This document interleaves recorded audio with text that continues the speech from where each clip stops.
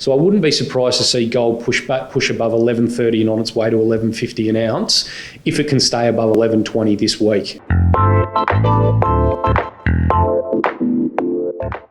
Jordan, Happy New Year. Welcome back to Dukascopy TV. Happy New Year to you too. It's a pleasure to be back. Thank you so much. So let's jump straight in. Now, 2015 was supposed to be considered a peak production year for gold. However, we've got Chinese New Year coming up. Could this be another lift indeed to gold production and demand? I think it's very important to separate production from demand. On the demand side, we're definitely seeing more interest coming in Australia. We've got operations up in Hong Kong as well. Volume there is very strong. In Australia, we're seeing a pickup both amongst retail clients as well as sort of self-directed retirees, so people that run what we call self-managed super funds here in Australia, and also some institutional interest coming into the market as well now.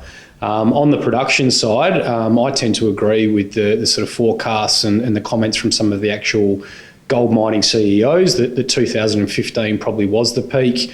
Not only have sort of average grades been declining for some time, but with US dollar gold being in this cyclical bear market for the last sort of 3 or 4 years, exploration budgets and the like have been cut. So, I think last year we sort of saw production, just nudge around 3,000 tonnes.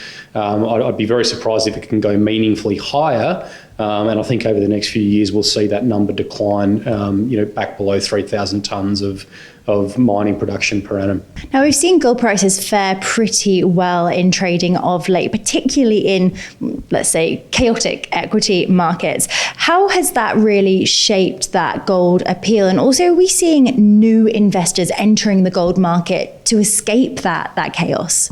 Yeah, so as I said before, we definitely are seeing new investors come into the market. And also, if you look sort of broadly across the ETF space, we're now starting to see gold ETFs, increase their holdings. So there's obviously buying interest coming in there. For most of 2015, hedge fund speculators could not have been more short the gold market than they ever were. That's sort of slowly starting to unwind as well now. So obviously those kind of investors are getting nervous about that short position, and they're probably pretty uncertain about whether or not the Fed really will sort of flow through with those rate hikes that everyone thought would happen this year.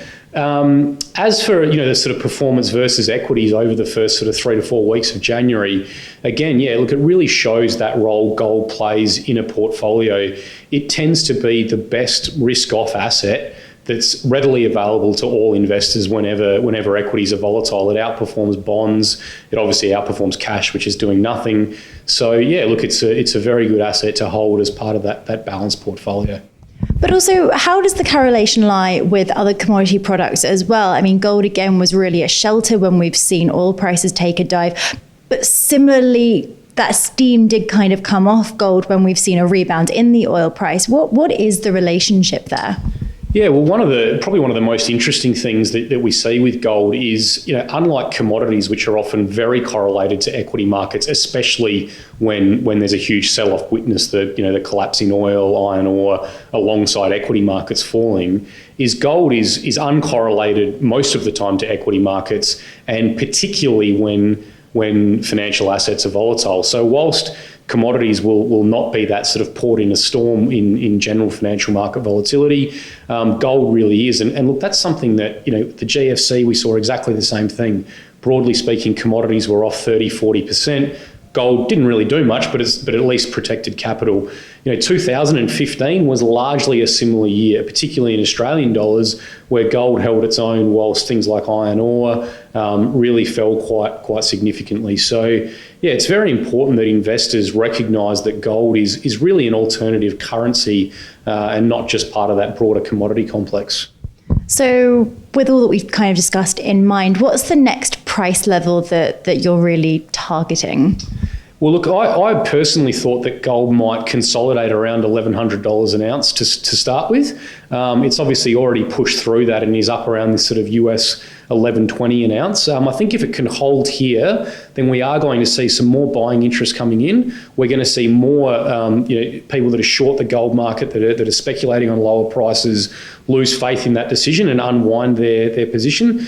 So I wouldn't be surprised to see gold push above 11.30 and on its way to 11.50 an ounce if it can stay above 11.20 this week. Obviously, we'll have to wait and see which way the coin lands, though. Absolutely. We will certainly be in wait and see mode. Jordan, always a pleasure. Thank you so much. My pleasure, anytime. We certainly look forward to catching up with Jordan Eliseo of ABC Bullion again in the near future. I'm Natalie MacDonald. You've been watching Sydney Direct on Dukascopy TV. I'll join you next time for another exclusive interview right here from the heart of the APAC region. Goodbye.